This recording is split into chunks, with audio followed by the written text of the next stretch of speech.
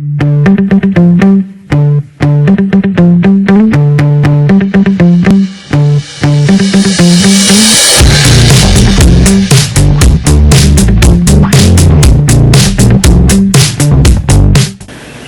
pessoal, eu sou o jornalista e escritor Marcos Henrique Guimarães e estarei aqui uma vez por semana apresentando o nosso podcast do Centro Rádio Cultural Maria Bugra. Sempre trazendo uma pessoa aqui interessante para a gente bater um papo, nem é uma entrevista, é uma conversa informal e divertida, mas com alguém que tem alguma experiência de vida ou acadêmica ou de reflexão sobre o mundo.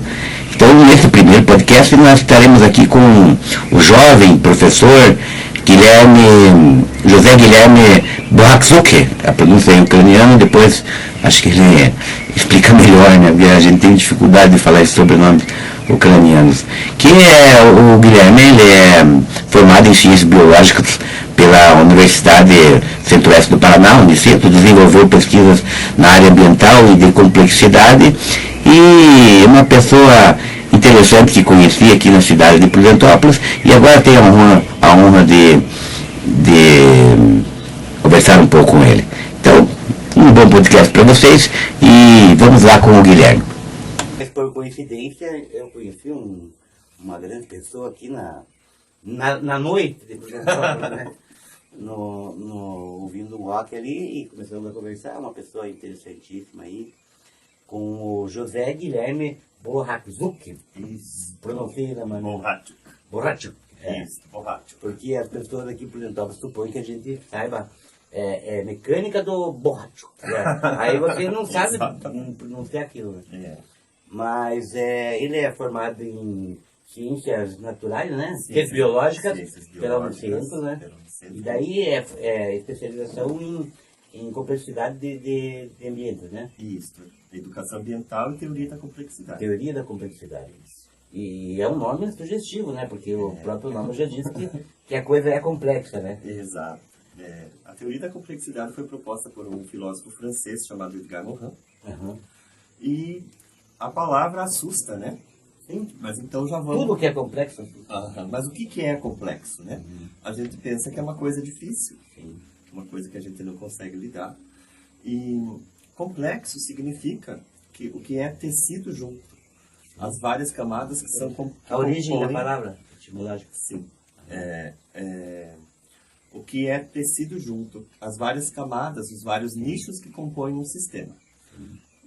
No nosso caso, somos um sistema humano, um organismo, um ser humano, né? E as esferas que compõem a gente são o que? A física, química, biológica. Isso a gente aprende na biologia, né? Mas a gente não é um ser emocional? O nosso grande diferencial para os outros animais, que a gente também é animal, né?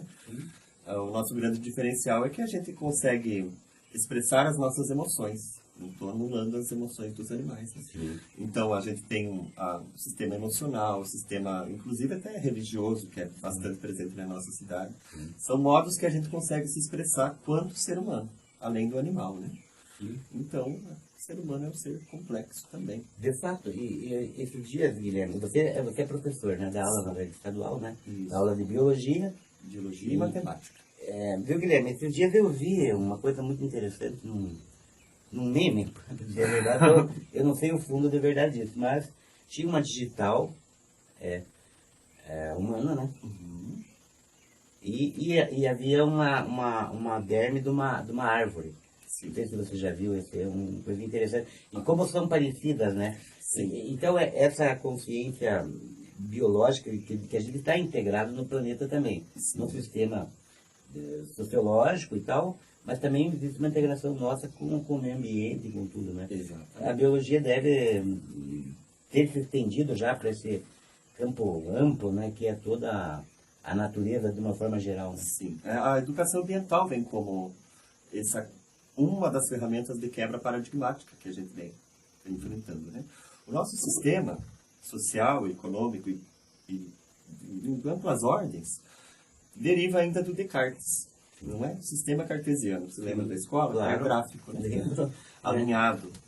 E a gente esquece que a gente não é alinhado. Penso, logo Existo. ou desisto, né? Não sei. Mas então, veja a frase, né? o pensamento faz a nossa existência. Sim. E a gente, enquanto biólogo, no meu caso, a biologia não abarca muito a questão do pensar. Sim. E eu, através da complexidade, consegui. Não, é isso que eu achei interessante aquele dia no nosso papo, num grau estílico um pouco mais elevado, né? Não. Eu até achei interessante porque geralmente as pessoas, você falou que dá aula de matemática também, e as pessoas são mais introspectivas, né? São. E também os biólogos, do modo geral, porque a tendência é você fechar naquele nicho e se dedicar daquilo. Exato. Não estou fazendo uma crítica, porque geralmente um pianista é um pianista e cada um na sua, né? E tanto para você ver como é que o jogador de futebol vota, né? Nós falamos que não ia entrar, né, no mérito, mas por aí a gente dá para ver, né? E aí, não vou falar dos médicos também, porque muito perigoso. Mas a gente vê que algumas pessoas conseguem ampliar essa visão, né?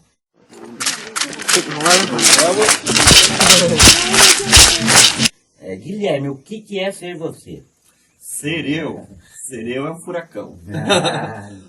Com um fractal, digamos assim. Já olhou um caleidoscópio? Sim. Então, sou um caleidoscópio. Tenho várias facetas que compõem um ser, né? Eu sou aquele que, ao mesmo tempo, é a ventania que derruba tudo que ninguém segura. Isso estou falando no modo de pensar, né? A mente inquieta. Sim. Então tenho a mente inquieta. Quem for ver o vídeo vai ver que eu mudei as pernas várias vezes de posição, tô me coçando. E assim a gente não pode fumar, né? Porque você, eu também, né, tenho que me controlar um pouco. Estamos ambos fumando, né? Sim. O que é uma droga, né? Já estou avisando os jovens que estão assistindo, né? Não entre nessa, porque é uma droga socialmente aceita. Como o álcool também, né? E que ninguém fala, né? Que o nível do alcoolismo também é muito grande, né?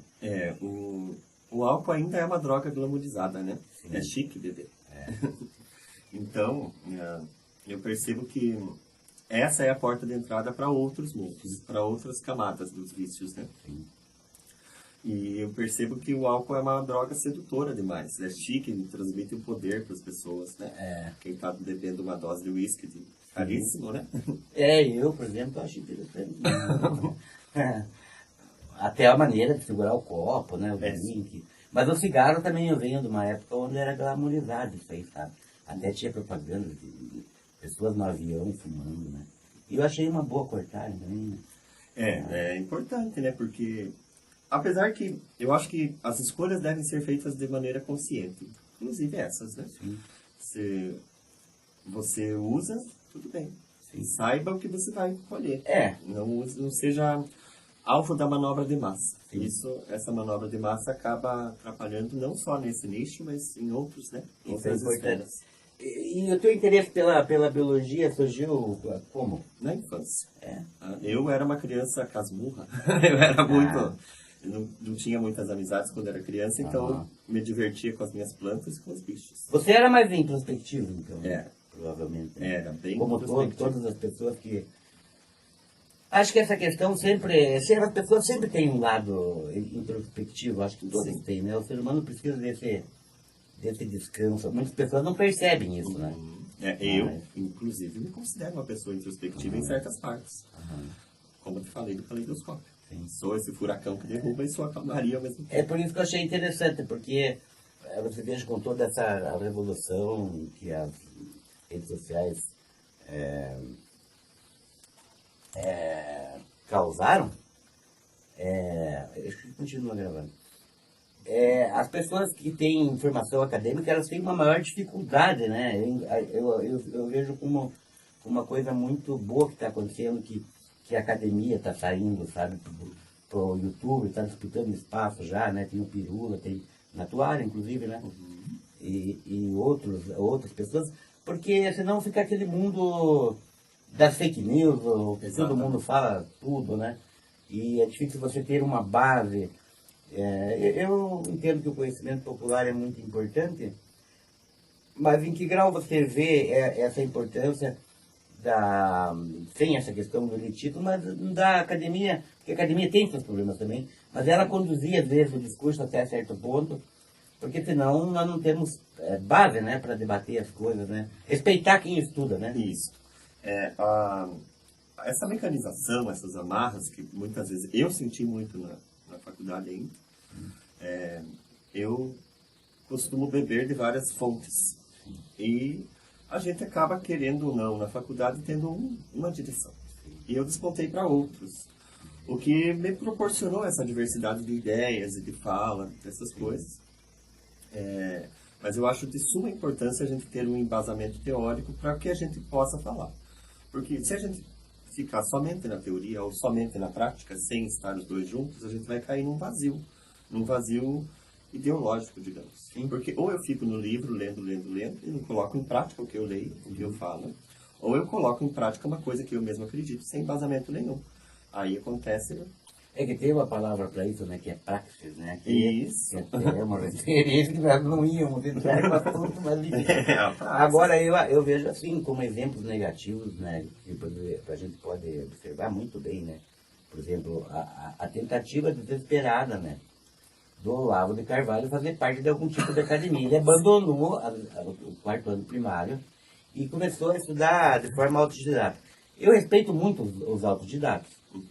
O problema é que a pessoa começar a ler de tudo e começar a pegar um pedaço dali, um pedaço daqui, um pedaço de lá, para justificar alguma teoria, alguma coisa, e depois vir a público colocar essas questões num país onde as pessoas leem muito pouco, não tem referência.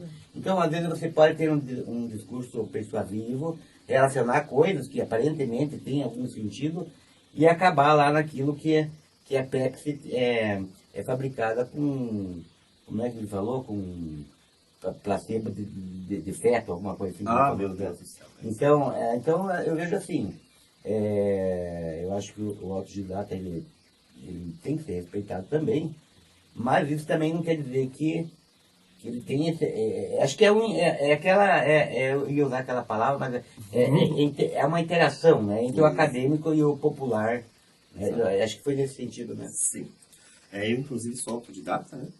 Na cozinha, eu cozinho faz 12 anos. Olha, que legal. Eu comandei alguns restaurantes em Curitiba, quando eu morei lá, sendo autodidata, mas com a consciência de aonde a gente pode chegar, né? A ignorância acaba sendo, muitas vezes, ignorada.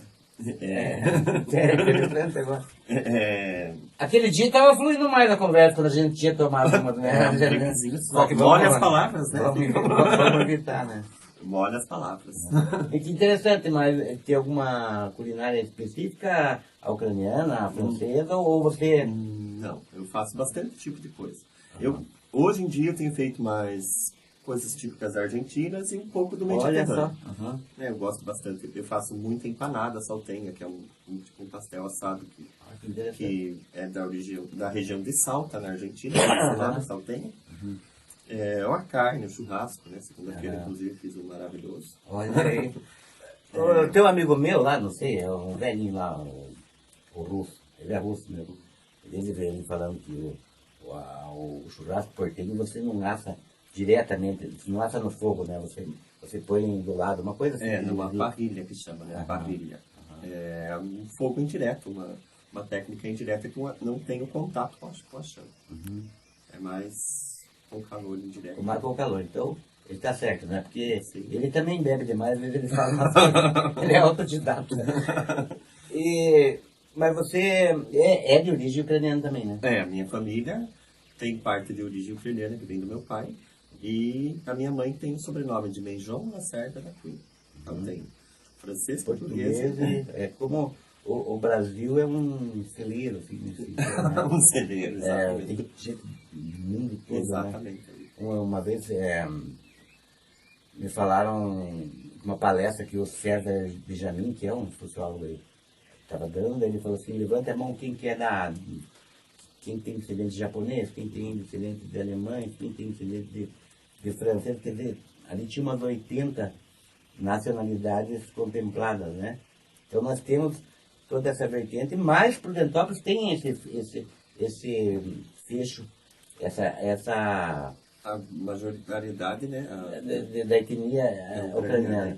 E é isso, Guilherme, que eu queria perguntar para você. Sim. Até um certo ponto, aí também é uma sociedade marcada por uma religiosidade. É lógico que tudo tem os benefícios e tudo tem as dificuldades.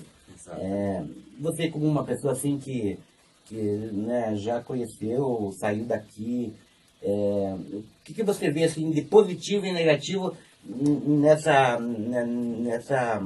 nessa sociedade mais hermética, vamos dizer, mais fechada? Apesar de que hoje, né, por causa das redes sociais, mais ainda você consegue, como que você...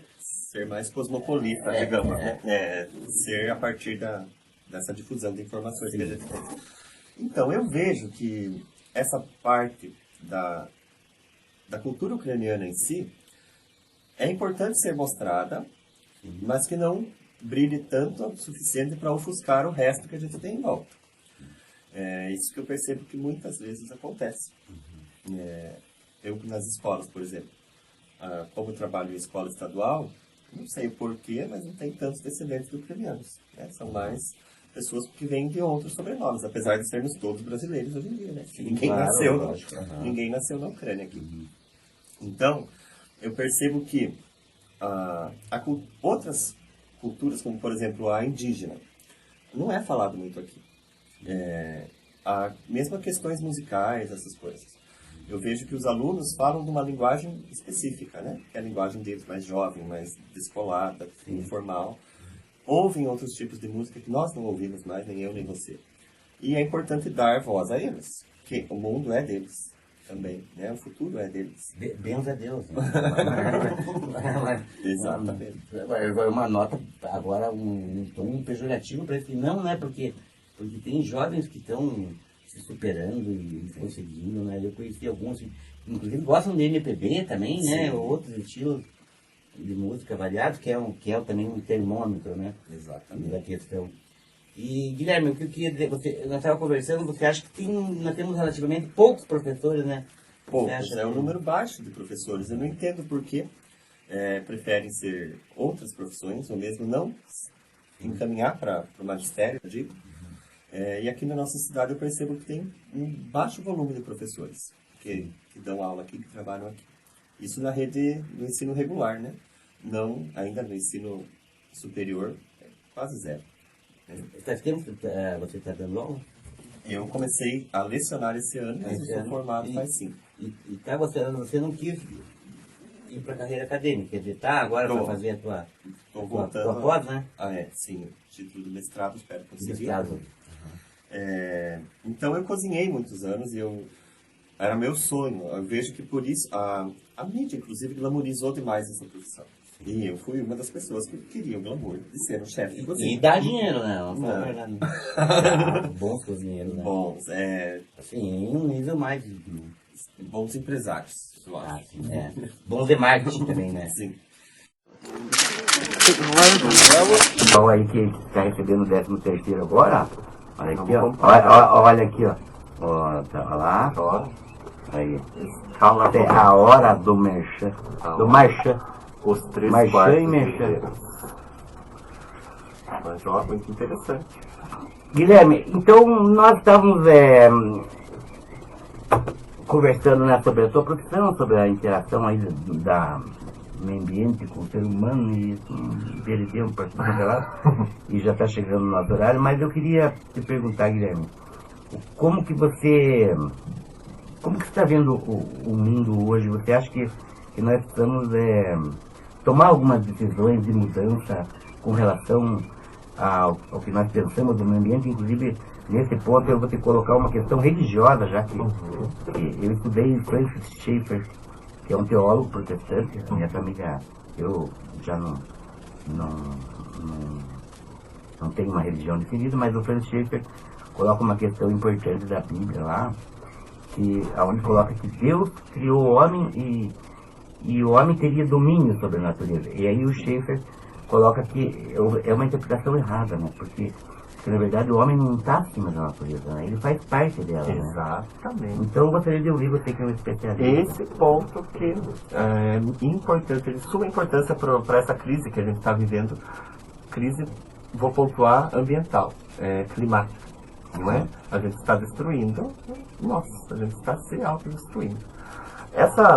Esse comportamento agressivo com a natureza, já digo, a parte verde, as águas, exceto nós, advém, na minha concepção e de alguns outros né? Como, por exemplo, na educação ambiental se fala muito disso. Temos 3 visões principais, né? A conservacionista, a pragmática e a crítica. Então, a conservacionista, ela vai falar de que a natureza é aquela intocada. A pragmática vai falar de que a natureza é um meio de você consumir algo, um meio de produção, digamos. E a crítica põe o homem junto à natureza. Então, essa falta de pensamento crítico nos traz esse comportamento. Então, essa falta de pertencimento à natureza. E essa falta de pertencimento, por sua vez, vai ocasionar a degradação, porque a gente não percebe que fazemos parte do ambiente. E nós estamos sentindo os efeitos disso agora, né? Com toda essa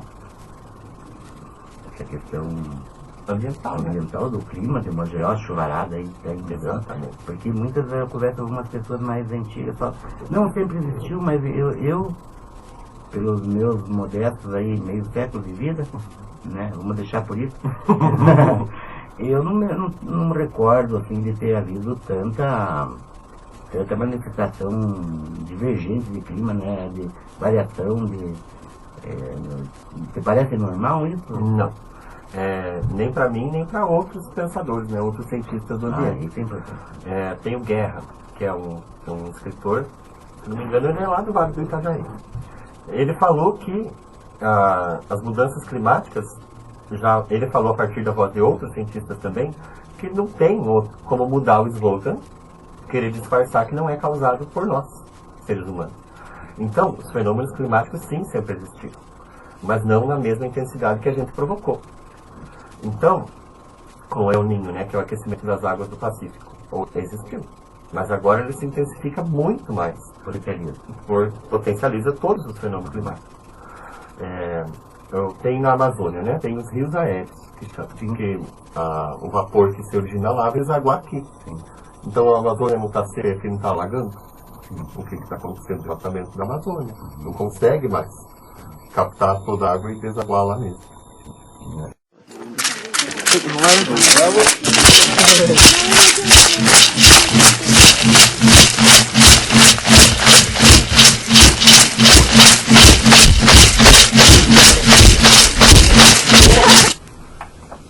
É muito louco. Como eu te falei, né, eu tinha trancado o meu curso de jornalismo, porque eu meio que, né, sei de um descanso. Vamos dizer assim, né, já conversamos sobre isso. Um sabá? Daí esse aqui eu escrevi, eu tinha 30 e poucos. O melhor de mim, apesar de mim mesmo. E esse aqui é o meu último, que é o romance escalafobético. Eu chamo a trilogia Guimarães. Olha que legal, amei a capa. Vamos começar aqui. Então, qual câmera que olha até lá? Pois eu edito tudo isso aí. O jornalista. O cara vai se apresentar depois de meia hora do programa. Mas eu sou jornalista underground, né? E faço questão. E escritor underground, né? Eu não inverti, escritor underground e jornalista. Não sei se eu sou underground também, mas tenho a formação acadêmica, né? Sim. Mas aí, até perdi o fio da meada que eu estava dizendo. Pode começar o outro assunto. Nós estávamos falando dos nichos. Você acha que eu sou um velho caduco? Eu já estou nesse caminho, né? Não pode. Apesar que é caduquice, mas não é. É verdade, imagine você lembrar de tudo, né? É chato, né? Você tem que esquecer muita coisa. Fazer esse programa é o meu primeiro programa de entrevista, né? Então pode acontecer tudo errado, né? Aí...